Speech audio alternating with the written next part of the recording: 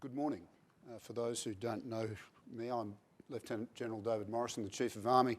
I'd like to welcome the members of the Fourth Estate here to Defence Headquarters this morning, and thank you for your attendance and showing interest in what we are going to give you. We're here to recognise the outstanding service of members of Australia's Special Operations Task Group in Afghanistan, and it's with great pride in my army, or our army, and its soldiers, that I announce that these two units, the Special Air Service Regiment and 2 Commando Regiment, have been awarded a battle honour for their operational success in the Shah Wali Kot offensive of May to June 2010. Tomorrow I will have the privilege of presenting the 2nd Special Air Service Squadron with the battle honour of Eastern Shah Wali Kot in Perth. And subsequently on the 19th of June I will be with the Governor-General to accord the same honour to the 2nd Commando Regiment in Sydney.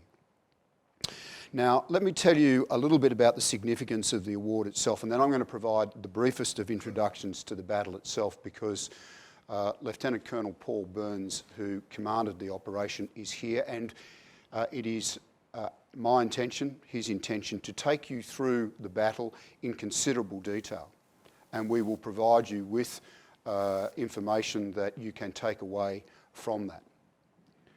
A battle honour is the public recognition and commemoration of an outstanding achievement on the battlefield by a unit or formation of the Australian Army.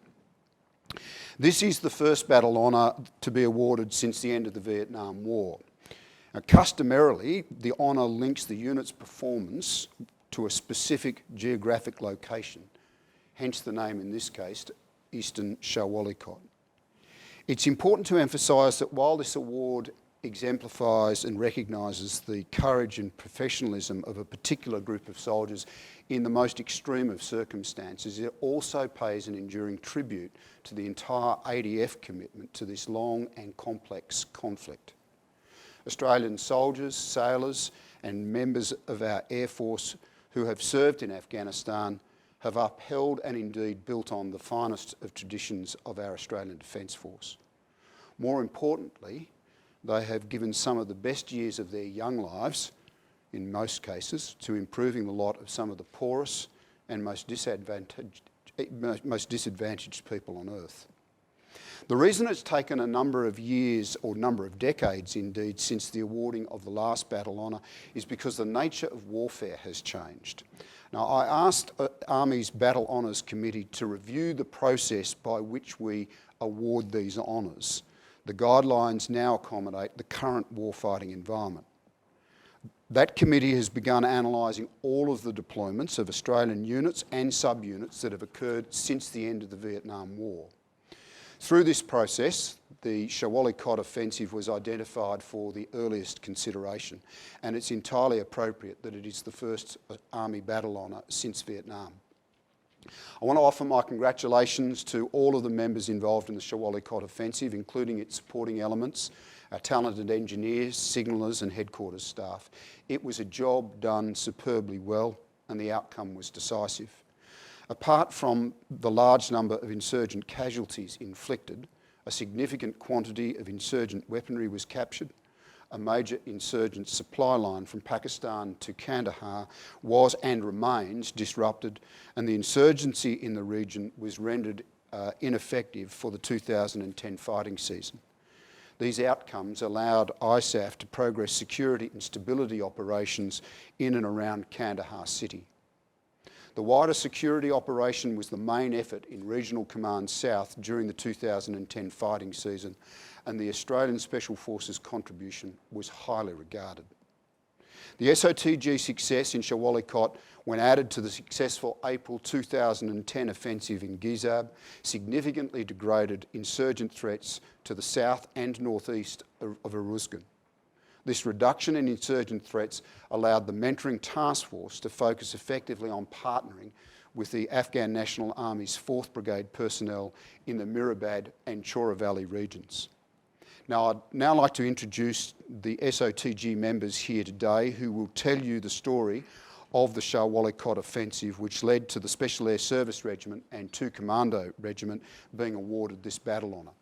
Lieutenant Paul Burns, the commanding officer of the Special Operations Task Group at the time of the offensive, will now brief you on the conduct of the operation. And after this presentation, Major M, who has still got protected identity, and Sergeant Gary Robertson, both members of the 2nd Commando Regiment and present in the Shah Wali Kot offensive, will be available to take your questions. Thank you very much for your attendance. Paul. Thanks.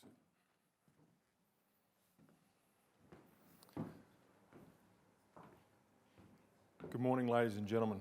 As the Chief of Army has indicated, I was the commander of the Special Operations Task Group, Rotation 12, otherwise known as the SOTG, but also known as Task Force 66 within the broader coalition framework.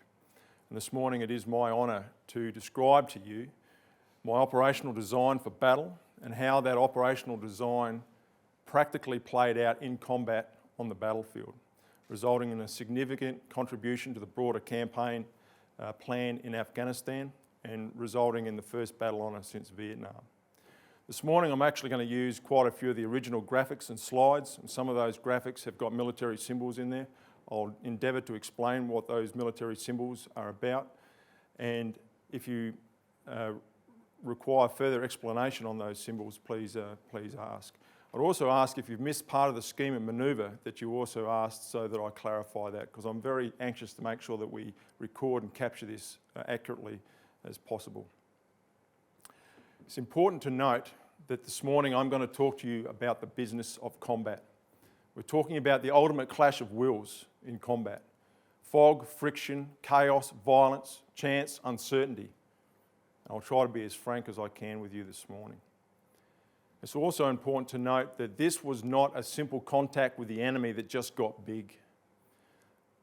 This was actually a very carefully orchestrated sequence of events designed to draw the Taliban into a decisive, an operationally decisive battle for his defeat at the time and at the place of my choosing.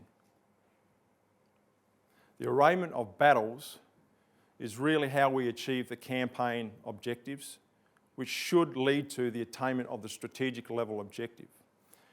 And in the military, in the profession of arms, we call this the operational art.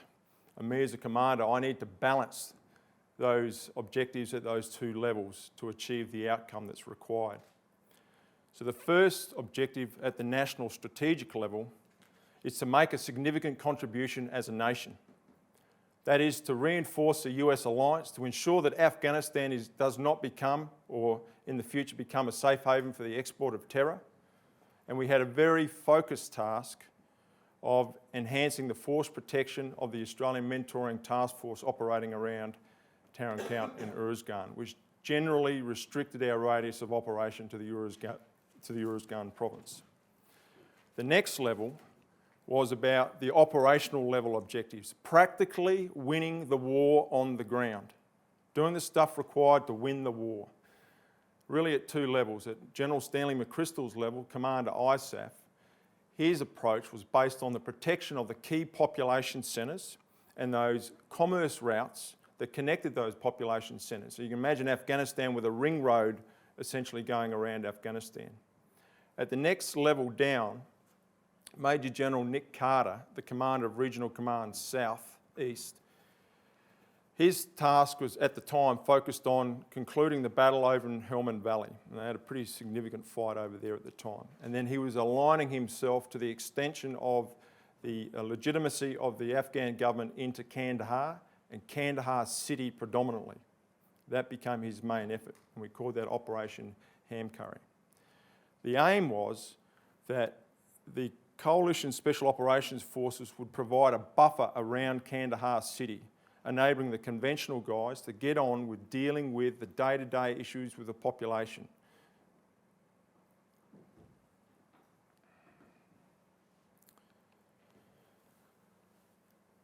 Linking all that together was General Stanley McChrystal's view or overarching campaign approach as part of a full spectrum counterinsurgency approach. He strongly believed that the Afghan people comprised 2 groups. that group here in the white, had already signed on to the alternate future that was being proposed by the coalition and by the Afghan government. On the other side, there's the bad Taliban. I'll tell you right now, there is such a thing as good Taliban. These are the people who have not made the decision yet to come on to the side of the Afghan government and what the coalition was proposing. The reason for that is because of the pervasive nature of the Taliban in their villages. Last night, maybe the Taliban come through and took their son. So yeah, I've got to be a Taliban today. Maybe last night, the intimidation and the violence and threats of violence against the people in the village, forcing them to lay the IEDs in the village, was just a fact of life. It's a bit like Maslow's hierarchy of needs. So our job, working as a coalition and working with our Afghan partners, the Afghan National Security Forces, is to work together to co-opt those undecided, to bring them on our side, expose those who refuse to take the on-ramps, and we will kill or capture those individuals. The aim is to create a self-sustaining environment in Afghanistan that is viewed as legitimate by the people. In their eyes, not our eyes, in their eyes, and that's important. The other important piece is this requires a full spectrum approach and highlights the complexity of the fight. Special Operations soldiers, indeed all the coalition soldiers there, and we're talking about the Special Operations Task Group here, at the same place, at the same point of time, they would go through having cups of chai with the Afghan locals, understanding their fears, worries, hopes and dreams, all the way through to prosecuting a very violent match against key Taliban insurgents, all in the same period of space. Very, very complex and requires a great deal of agility of mind.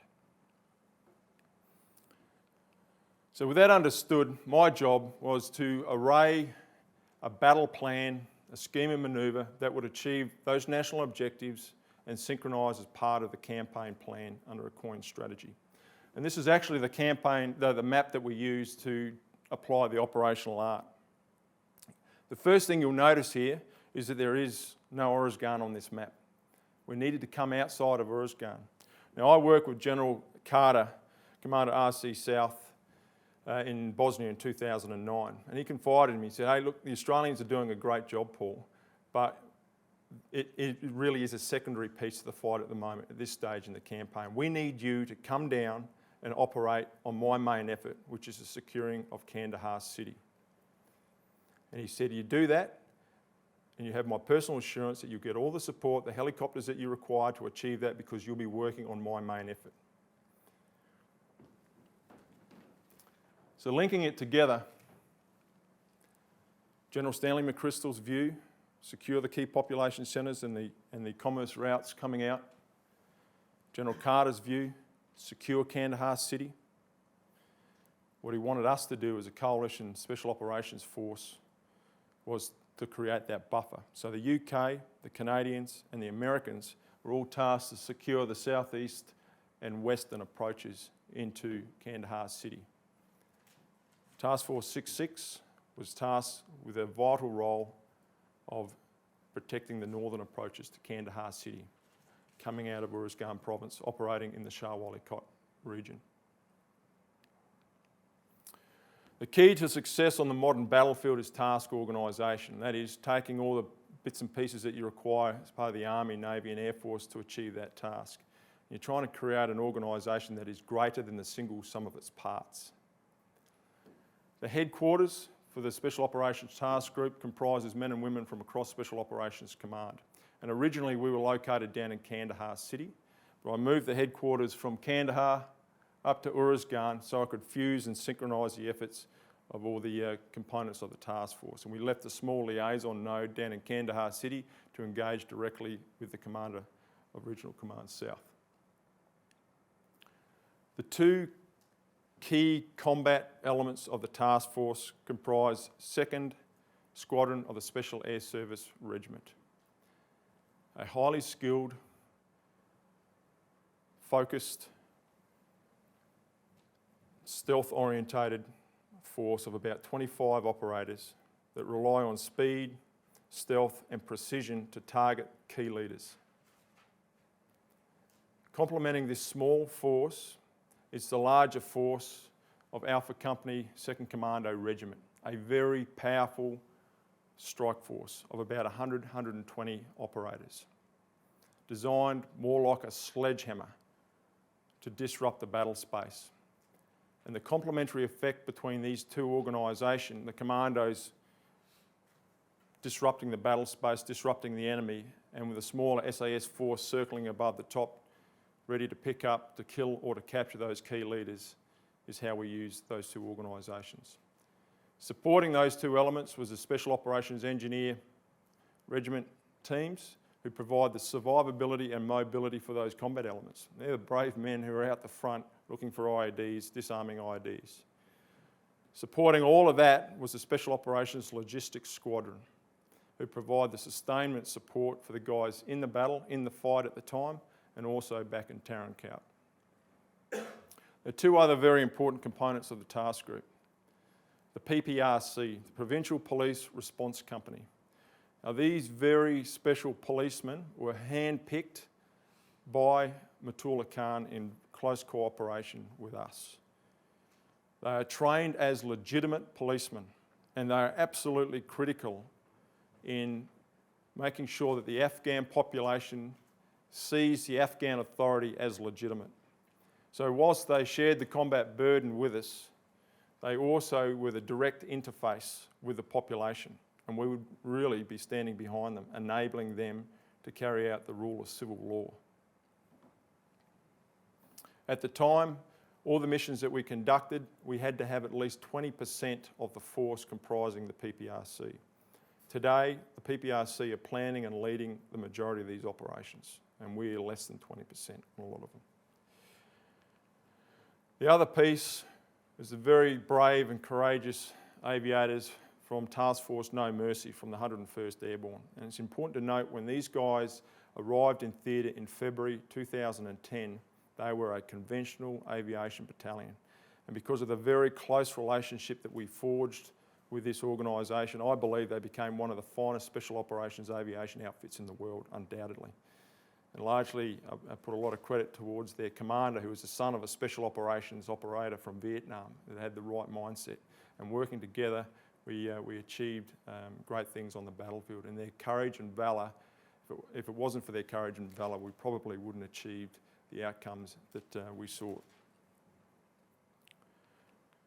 Righto, my job as a commander is to put all of this together, to make a roadmap for the guys to follow, to have a plan, to be thinking 3 or 4 steps ahead of the guys in the fight.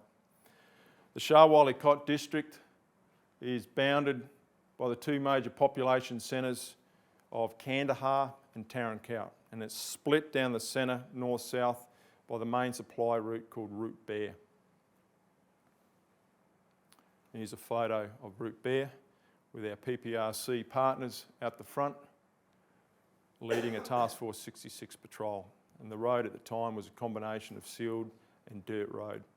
Because of the relationship we had with the PPRC and Matullah Khan, we could make that trip very, very quickly and without interference. I asked the intelligence staff to tell me what they believed was going on from the enemy point of view, and they deduced that the majority of the enemy was coming in through this very complex terrain here out to the east, moving along the myriad of mountain trails, small villages, donkey trails, supply routes, very difficult for us to detect their movement. Moving into the Shah Wali Kot area and pushing reinforcements across to the main fight in Helmand at the time, pushing IED componentry up into Tarankout that we know killed some of our Australian soldiers before the Shah Wali Kot offensive. And importantly, moving out onto Route Bear or taking a more indescript approach into the northern approaches of Kandahar city, which was General Carter's main concern. The main task being Kandahar city, or the protection of the northern approaches of Kandahar city, but we also thought, well, it may be a secondary effort, but we also have that national task of making sure that we protect the Australian Mentoring Task Force up there. So we wanted to do both, it wasn't one or the other. This symbol here represents a disrupt, Disrupt is at a time and a place where you render the enemy ineffective, but he is able to regenerate after a period of time because you will have moved away from that particular engagement. So logically, you just go and disrupt those avenues of approach. I tell you, it's very hard, firstly, to find them moving on those mountain trails and then mobilising quickly enough to actually go and interdict and disrupt them. So the analysis continued, and an area called Chinatu kept coming up in our assessment. In actual fact, the OC of the Commandos had identified this as a key area of concern before we even left Australia. We believed that if we focused all our effort on that pressure point, then we would achieve all of those objectives at the same time. But what we didn't want to do was simply just turn up and have a fight and have to go back there another month later and have another fight. We wanted to create an enduring effect. So we broke the Shah Wali Kot offensive into 3 phases. Firstly, a preliminary phase, or what we term the shaping phase. It's setting the conditions for the eventual demise of the Taliban enemy. And that shaping phase actually took the largest amount of time. It's indicated down there on the timeline. The next phase was the decisive phase, or the offensive. That's where we had planned, when the conditions were right, the enemy was going to be defeated at the time and place of our choosing, which then led to the exploitation, the pursuit. We would run them out of town so that they would never come back. But more importantly, we'd make sure that we would get the Afghan governance into that area so the local people could see that their government was a legitimate authority and that they were being looked after by the government, not the Taliban, so that they could make that decision to come onto our side. Chinatu itself, first thing we needed to do was work out what was going on down in Chinatu. The Commandos were tasked with this job. It's the first part of the shaping piece here, and they spent hours and hours and hours. Tea was pouring out of their eyes, talking to the locals, understanding what the situation was like in their area, understanding their hopes and fears. But that we were also able to develop a very positive information network, which we were able to use later on during the offensive and after the offensive, so they could tell us what was going on and give us the atmospherics in around that region. We also pushed the Commandos out to the west here, where they encountered minefields, IED fields, just littered everywhere. We lost several bushmasters during the conduct of those missions. Chinatu itself, down in the valley floor there, is very, very well vegetated. In actual fact, when you're up on the high, ragged mountains looking down, it's actually very difficult to penetrate the canopy. It's a bit like jungle to see what's going on underneath under the vegetation. And a lot of the enemy were able to manoeuvre through there undetected because of the thickness of the terrain, of the vegetation in that area.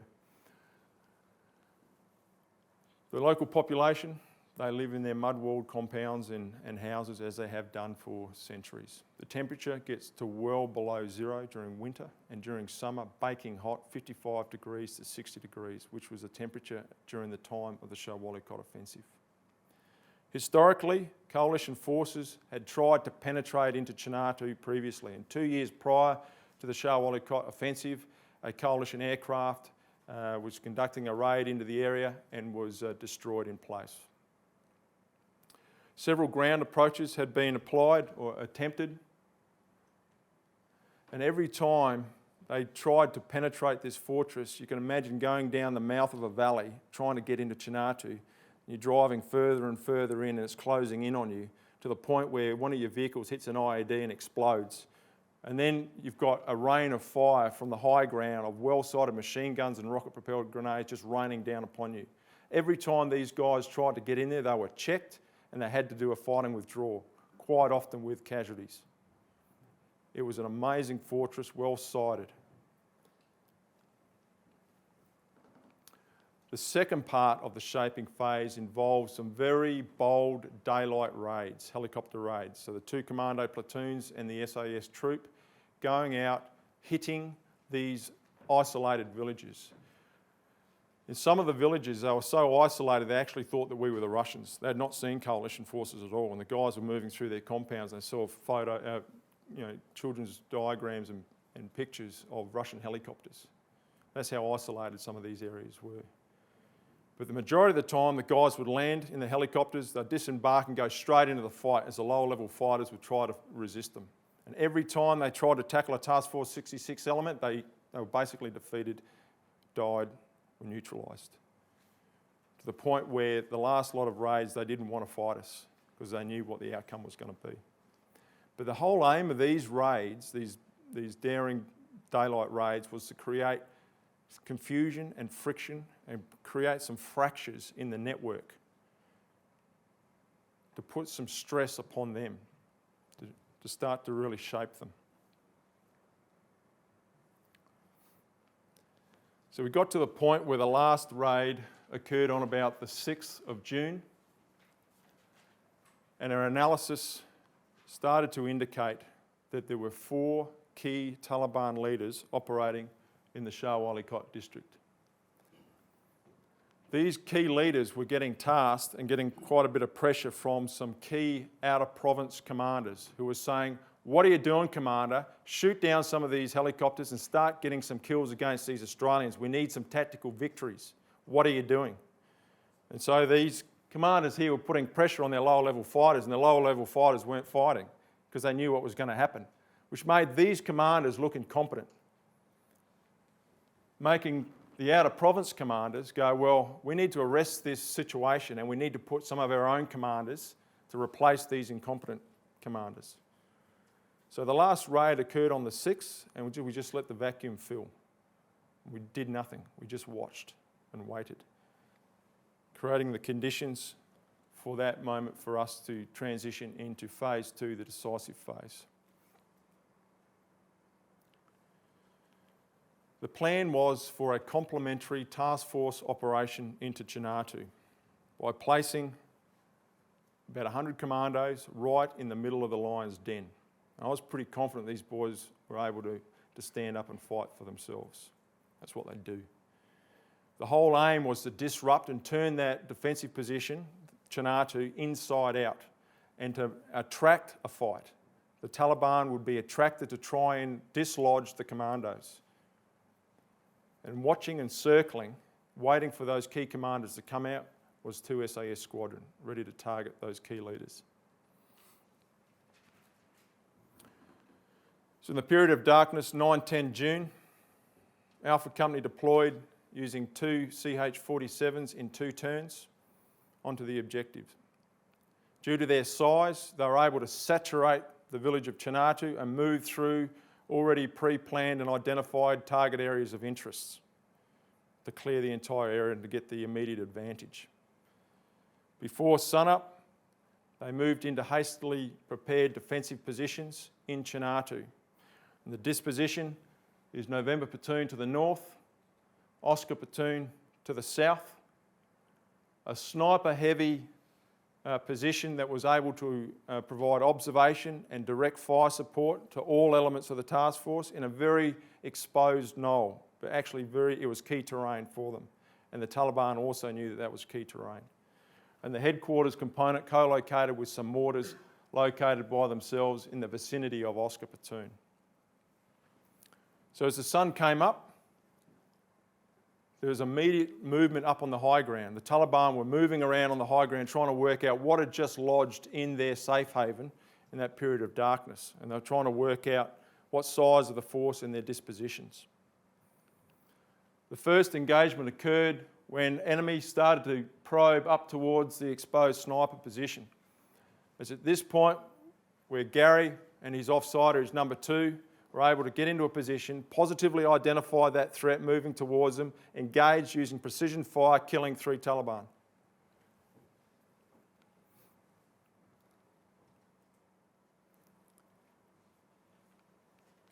Enemy were then seen moving around to the high ground, but predominantly down to the south, moving in a position and posturing in around Oscar platoon. And a raising amount of small arms fire and rocket-propelled grenades started to progress, probing in close to the commando positions, putting pressure on them, trying to work out what actually was there. It was at this point the commandos employed observed mortar fire, breaking a strong probing action by the enemy, killing a further 2 insurgents. A larger force was then observed moving around the south-southeast, and a helicopter air weapons team using Hellfire missiles and 30mm chain gun was employed, killing a further 7 insurgents, breaking the back of that initial probing action.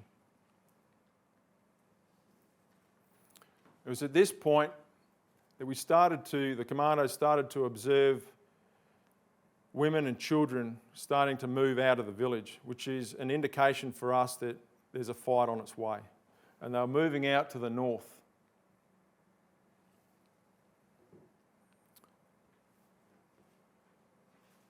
At 10 o'clock precisely, every single position was exposed to a hail of gunfire, heavy machine gun fire, rocket-propelled grenades, in a very well-coordinated manner. There was a lot of shouting, there was a lot of use of handheld radios. They were very, very well-coordinated attacks. And it showed a degree of tactical prowess on behalf of the enemy. And the commandos knew that they were in a pretty pitched battle fight at that time. The snipers, again, were engaged. Gary Robinson and his number 2 engaged and killed a further 2 insurgents. Company headquarters, a machine gun opened up so close to the OC commanding the commandos, just narrowly missed him as the opening burst erupted straight into his headquarters. It was at that point, all the guys, including the guys on the mortar line, provided sustained fire back into that machine gun fire, neutralising that position. But it was Oscar Platoon that was under the most amount of pressure.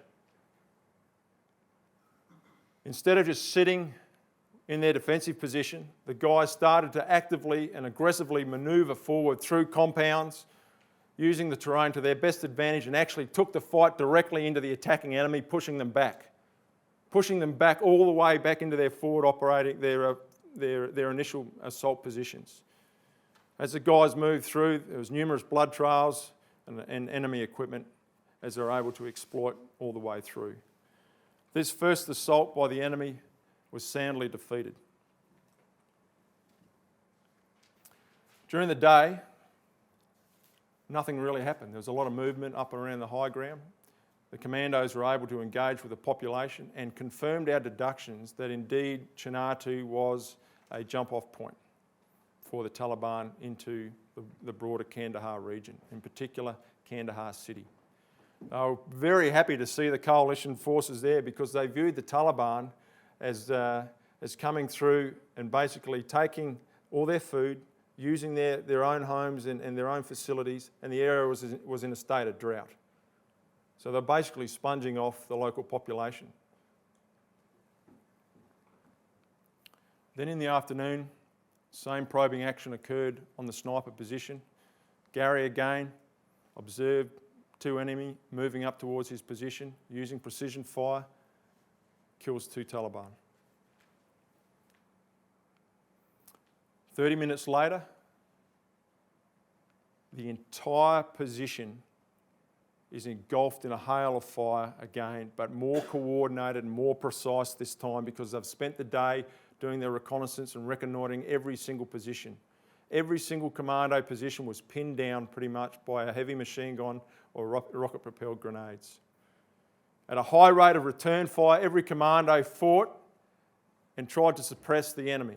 But it was at this point the OC needed to call in extra support, and they called in an A-10 Thunderbolt aircraft to break the back of the majority of the enemy positions up on the high ground, overshadowing the commando position.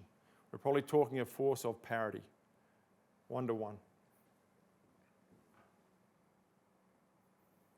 Probably surprised by the ferocity of that commando response and the significant air power that we were able to draw upon. The enemy broke contact and withdrew again to lick their wounds.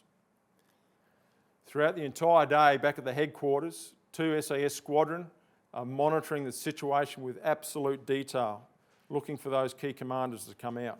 No indications. We were also whilst I was very confident in the Commando's ability to sustain the fight, they were very isolated, and we were conducting planning just in case we needed to get the boys out in a hurry, which would have been a pretty tough deal to do. Through the night, nothing really occurred, but we knew generally that the enemy would assault the Commando positions in the morning, and we were expecting that. And we're all tuned, ready, poised, waiting for that major assault, but it never happened. But what we did notice, about 5 kilometres away from the Commandos over in the west, a small village of Tizak, some concentration and a lot of movement. And then we got some indications that there were a couple of key Taliban leaders in the area. It was at that point that I launched E-Troop from 2 SAS Squadron to go and do a kill-capture mission on those commanders, anticipating that it would only take a couple of hours for a standard package to do that, using 4 Black Hawk helicopters and 2 AH-64s.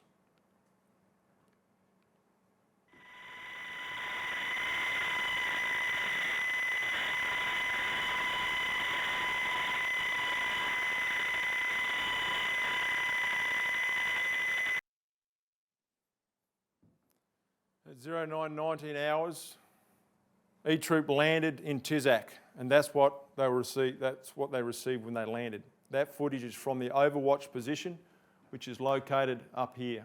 These symbols indicate helicopter landing positions, and these are the enemy heavy machine gun positions. So they're landed up here with the troop commander, young captain, in an Overwatch position. And that's the sort of hail of fire that they received from across the valley floor and started to come out of across the high ground across to the east. What you saw in that footage was a dust plume, and that's the other 2 Black Hawk helicopters landing down in the valley floor there. As soon as the guys got out of the aircraft, one of the PPRC guys is shot straight through the stomach and becomes a Pri 1 casualty. If we don't get him out within about an hour, he's going to die, which isn't a good start to the mission. The 4th aircraft is kept circling, and we have a reserve assault team located in there for any unforeseen circumstances that need to be responded to. The weight of fire is quite significant coming from the high ground in well-prepared positions.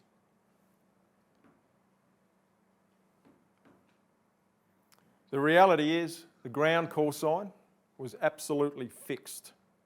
The amount of fire that was coming in, all they could do was crawl into a position so that they didn't die. You know, the amount of times the guy said I was digging a hole with my eyelids was pretty much, articulates the environment that they were in. They were unable to really return fire because of the weight of fire coming down. They couldn't pop their head up, otherwise they'd get it shot off.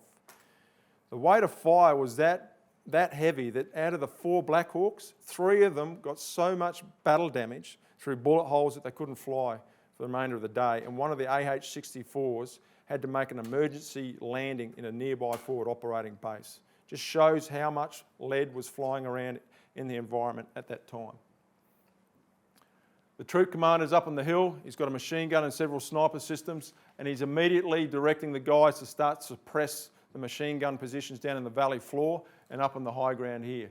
The AH-64s are immediately in a package to try and suppress those machine gun positions. And you can imagine the Apaches, one after another, just going through trying to neutralise those positions. And we've got more Apaches on its way from Kandahar and from Tarin Kowt to support, to stack the aircraft up to try and suppress those positions. This aircraft crew up here, they were tasked to assist in the suppression of the high ground. And you can imagine an aircraft on its side coming in so the operators can expose their small arms, firing into those machine gun pits. The team commander is sitting in the middle monitoring their ammunition to the point where they're about to run out of ammunition. He would yell out, "Flip!" The aircraft would do 180 degree, exposing the other 2 guys on the other side so that they could neutralise the position, allowing the other guys on the off side to reload their ammunition. The aircraft was doing that to all of these positions along here to try and suppress the amount of fire that was coming down on the call signs down in the valley floor. the guys are able to crawl forward to what we call a support by fire position. So they're able to get to a position where they can return some fire, but it's not that effective because of the weight of fire returning back upon them. Also, down in the valley floor there, the vegetation is that thick, it made command and control and observation very, very difficult. The gun runs of the AH-64s continue, and it's at this point that that reserve assault team is actually landing in the vicinity of some of these gun positions. The boys are getting out, they're assaulting through those positions, and then calling the aircraft back in and jumping back in the aircraft. The amount of RPGs that were thrown at that aircraft is unbelievable, and it's unbelievable that not one of those RPGs hit the aircraft. But the pilot had a bullet hole right between his legs in his seat when they landed back at Tarankout. So fortune was on our side, undoubtedly. It's at this point that the troop commander, young captain, he's assessing the situation. And back in the headquarters, we're monitoring what's going on. He's got a couple of decisions. One, hey, the situation has changed on the ground and he's probably within his rights to abort and pull out. He could call in close air support. The problem is there's a whole lot of civilians down in there, and we will not risk the lives of civilians. The third option, he's got a mission. He's come here to achieve the kill or capture of those senior leaders, and he decides to drive on. It's about this time where one of the SAS guys also gets shot through the arm. It's a clean shot straight through the arm. And he tasks the reserve assault team to now find and set up an aeromedical evacuation to get our PPRC member to a medical facility immediately. They were able to get the aircraft in. It took a couple of goes to get the aircraft in. They got the aircraft in and backloaded the 2 casualties. The aircraft is loaded, I've got the casualties on, and low and slow, that aircraft takes off straight up the valley floor. Low and slow, and becomes this magnet for the enemy machine guns. You know, not one round hit that aircraft. Not one round. Again, fortune was on our side that day. Unbelievable. And the soldiers, the SAS guys, just looked in amazement, going, what is that guy doing? But they got away with it.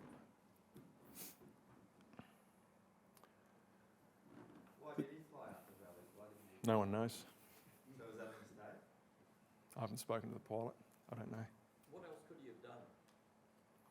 Could he Mate, have gone straight up and fast? He could have, but it's about situational awareness. Now, I said at the beginning that the battlefield is full of fog, friction, uncertainty, chance. And, you know, when you're a pilot coming in, your priority is to evacuate that casualty. And so situational awareness, he probably didn't know. You can't see the bullets when you're flying in because of the dust and the noise and all those bits and pieces. It's just what happens. And it's a good example of what happens on the battlefield. It is not a clinical environment. There is uncertainty and chance everywhere. So we're now at the point where that captain has said, righto fellas, we need to break into this position. We're here to achieve our mission. So the guys are now all consolidated down on the valley floor, and they move to a position which is about 100 metres from the main defensive position.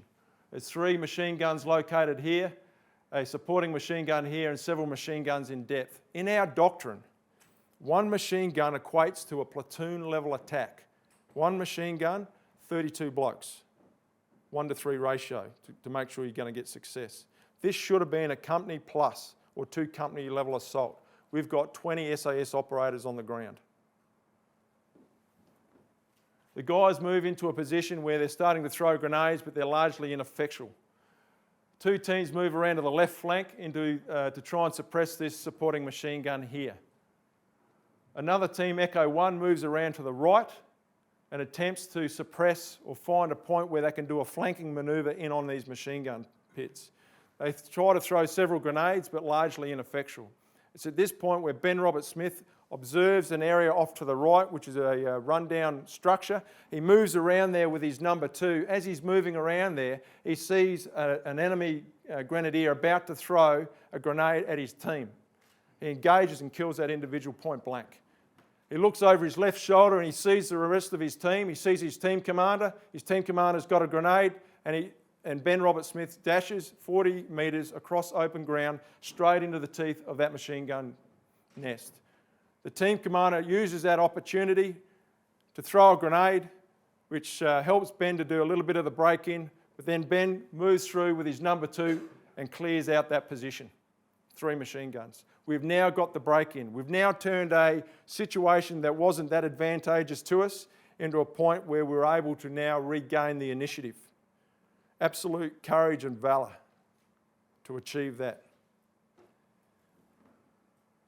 It was from that point until about 10 hours that the guys systematically broke down that position by pieces and destroyed every single enemy machine gun position and every enemy in that village, in amongst all the population.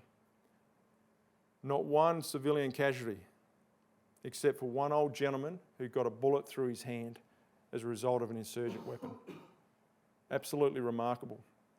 The guys throughout the day are using so much ammunition they have to redistribute ammunition frequently. They're running out of water, so they're busting into compounds and using the wells in those compounds to refurbish their water to keep going, remembering the temperatures in the area. The guys then conducted a detailed fight back and identified every single individual within the village that was killed to confirm that they were all indeed Taliban and combatants. A shura was conducted with the locals and they all agreed that the only people that were killed that day were the Taliban. There were no civilian casualties. It was at that point where we needed to make a decision whether or not to extract E-Troop. The helicopter crews had been flying non-stop and they were getting to the end of their endurance, so we made the call to extract them. And at 3 o'clock in the morning of the 12th, they arrived back into Tarankout, back into their ready room. The guys walked straight in. You know, the first thing that they said, "Hey boss, what do you want us to do now?" "Hey boss, what do you want us to do?" "Get ready, fellas, the commandos are still in the fight. So re-bomb and get ready to go." And then one of the guys stood there in front of me, took out all his magazines, placed them on the table and said, "Hey boss, look at this. My last round. My last round." So the guys were then put on standby to support the commandos and the remainder of their efforts. That's an indication of the equipment that was captured and then the machine guns. So the commandos are still in the fight. We've now got a situation where the enemy is in rapid withdrawal. They are in a rout. They're trying to get out of the area. I tasked the OC to push his guys after the commandos in a pursuit. So we're now into phase 3, the exploitation. We put a blocking position up here, which was like an anvil, and I wanted the commandos to be the hammer to smash them against that anvil. Unfortunately, they were running that fast. It was hard for the commandos in 55-degree heat, travelling across 18 kilometres of rugged terrain to catch these guys who were light scales and just running for their lives. At the end of the day, commandos are running out of water. I said, "Mate, you need to turn around and you need to now exploit down to the back." They moved back down through the village of Chinatu, did a night manoeuvre, actually quite complex terrain, onto an SAS anvil with the commandos acting as the hammer again. As they swept through and cleared the entire area, there was not one enemy to be seen. And it was quite clear that the entire position had been well established, gun positions which were chiselled out of granite.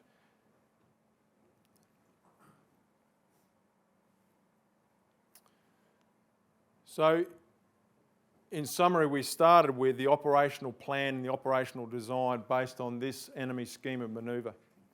And we had confirmed that the enemy were indeed manoeuvring through this very complex terrain here into Chinatu as a key distribution jump-off node, pushing IDs up through Adam Khan Calais into Tarankout, pushing elements across to the fight in Helmand, but a massive amount of effort was coming down into Kandahar city. But remember, we wanted to get an enduring effect out of this, and it was all based on a contest of will of the local population. So the first thing that we did was have a shura with the district chief, the legitimate district chief of Shah Wali Kot. and explained to him what we'd done and exposed him to the opportunity that was there. The locals wanted to get their figs to market. They need a road to get their figs down to Kandahar. And so we worked closely with him to try and facilitate his access into the area, to try and extend the governance into the Shah Wali Kot Chinatu region. The end states, linking it right back to those original objectives, we had made a significant contribution to Operation Ham Curry, and Major General Carter personally flew out to thank us for our contribution to his scheme of manoeuvre down in Regional Command South. We had defeated not 4 senior leaders, but a far more significant number of senior leaders right across Afghanistan. And General McChrystal also indicated that the impact that we had down in Shah Wali Kot was Afghan-wide because of the level of commanders that we were able to neutralise as a result of those actions. A major supply line had been removed, a safe haven had been removed, and we had rendered that area inoperable for the Taliban for that fighting season and beyond. At the strategic level, we had made a significant national contribution. We had protected the population, which is absolutely critical. And we'd enhanced the force protection of the Australian soldiers operating in around Tarin Kot. But you know, all that luck that we had on the battlefield, and during the pursuit phase we did several mop-up operations. The last raid, as part of this operation to mop up, unfortunately luck did not shine on us. And we, in an early morning raid, one of the Task Force No Mercy helicopters crashed on its way into an insertion into another village, killing 3 brave commandos and seriously injuring several others. And 1 American aircrew was also killed. Same pilot that showed absolute valour and courage during Chizak. That's the battle space that we operate in. Quite a few awards were issued as a result of the actions in Chinatu and the Shah Wali Kot offensive, including the Victoria Cross, Star of Gallantry, a Swag of Distinguished Service and Gallantry awards. So I hope that's given you a good insight into what the Special Operations Task Group is doing. It's giving you a good insight into the, I believe, quite sophisticated approach that we take to conducting our operations in Afghanistan, resulting in this significant battle and therefore resulting in the first battle honour since Vietnam. I'm sure I speak on behalf of all the members of the Special Operations Task Group, the Special Air Service Regiment and 2 Commando Regiment. They're all very humbled to receive this award, but they know that there's still a job to do.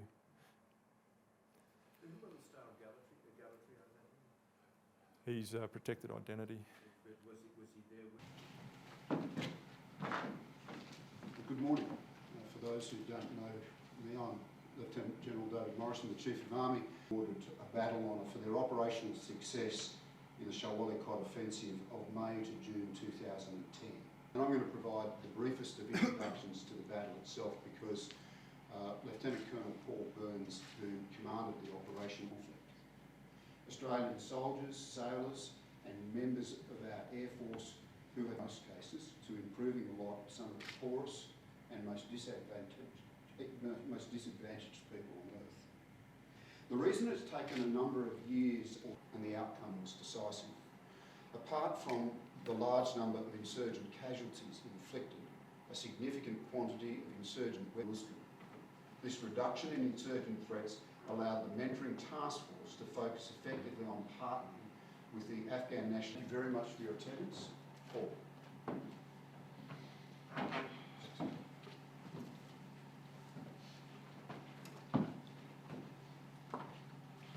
Good morning, ladies and gentlemen. As the Chief of Army has indicated, I was the Commander of the Special Operations Task Group, Rotation 12, otherwise known as the SOTG, but also known as Task. I'm going to use quite a few of the original graphics and slides. Some of those graphics have got military symbols in there. I'll endeavour to explain what those military symbols are about. The arraignment of battles is really how we achieve the campaign objectives which should lead to those objectives at those two levels to achieve the outcome that's required. So the first objective at the national strategic level, the war on the ground. Doing the stuff required to win the war. Really at two levels, at General Stanley McChrystal's level, Commander ISAF. Linking all that together was General Stanley McChrystal's view or overarching campaign approach as part of a full spectrum. Last night, the intimidation and the violence and threats of violence against the people in the village, forcing them to lay the IEDs in the village, was just a fact of life. Die with the Afghan locals, understanding their fears, worries, hopes and dreams, all the way through to prosecuting a very violent match used to apply the operational art. The first thing you'll notice here is that there is no Morrison gun on this map of protecting the northern approaches to Kandahar city, coming out of Morrison province, operating in the Shah Wali. The headquarters for the Special Operations Task Group comprises men and women from across Special Operations Command. And originally we were located down in Kandahar city. Focused, stealth-orientated force of about 20 brave men who are out the front looking for IEDs, disarming IEDs. Supporting all of that was the Special Operations Logistics Squadron, who provide this force comprising the PPRC. Today, the PPRC are planning and leading the majority of these operations, and we are less than 20% more than. Towards their commander, who was the son of a Special Operations operator from Vietnam, who had the right mindset, and working together, we achieved great things on the battlefield in their trial. And the road at the time was a combination of sealed and dirt road. Because of the relationship we had with the PPRC and Matula Khan, the main task being Kandahar city, the protection of the northern approaches of Kandahar city, but we also thought, well, there may be a secondary effort. So the analysis continued, and an area called Chinatu kept coming up in our assessment. In actual fact, the OC of the Commandos had identified they wanted to create an enduring effect. So we broke the Shah Wali Kot offensive into three phases. Firstly, a preliminary phase, or what we term the shaping. The Commandos were tasked with this job. It's the first part of the shaping piece here, and they spent hours and hours and hours. Tea was pouring out of their eyes, talking to the underneath under the vegetation. And a lot of the enemy were able to manoeuvre through there undetected because of the thickness of the terrain, of the vegetation in that area. The local population element, they were basically defeated, died, and neutralised. To the point where the last lot of raids, they didn't want to fight us because they knew what the action. Before sunup, they moved into hastily prepared defensive positions in Chinatu. And the disposition is November platoon to the north, Oscar platoon to the south. Position was exposed to a hail of gunfire, heavy machine gun fire, rocket-propelled grenades, in a very well-coordinated manner. At that point, all the guys, including the guys on the waterline, provide sustained fire back into that machine gun fire, engulfed in a hail of fire again, but more coordinated and more precise this time because they've spent the day doing their reconnaissance and reconnoitring every single position. Probably surprised by the ferocity of that commando response and the significant air power that we're able to draw upon the enemy. It never happened. But what we did notice, about 5 kilometres away from the commandos over in the west, a small